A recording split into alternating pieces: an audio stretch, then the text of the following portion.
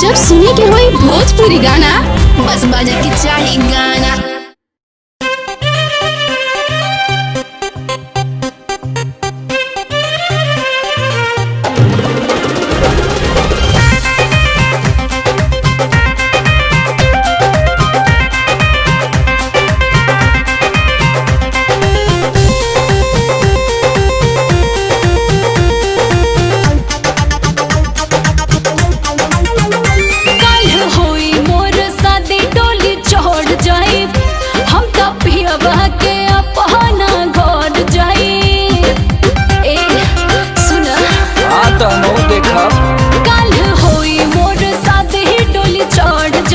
कैसे हम तपियाबा के अपना घर जाई तब हमरा के जई हो भुलाई।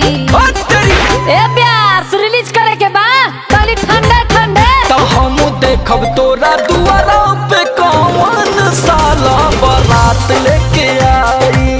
अरे आई हो तो हिम्मत कवना के बाटे जे दुआरा पर तोरा डीजे बजाई।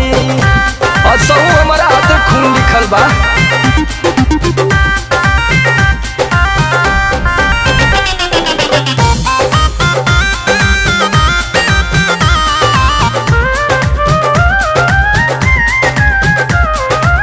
चढ़ल बासुकी के भूत तक हर जाई उतर शादी में हमरा जे करब आतनी को गड़बड़ हो। अरे हल्का में मत ले तो हल्का मचा दे।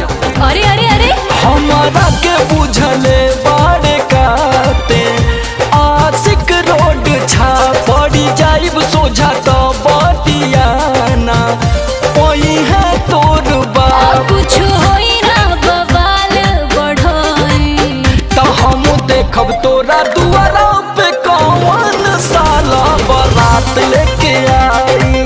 का कर लेबा तो हिम्मत कवना के बाटे जे दुआरा पर तोरा डीजे बजाई। एकदम फुल बाजी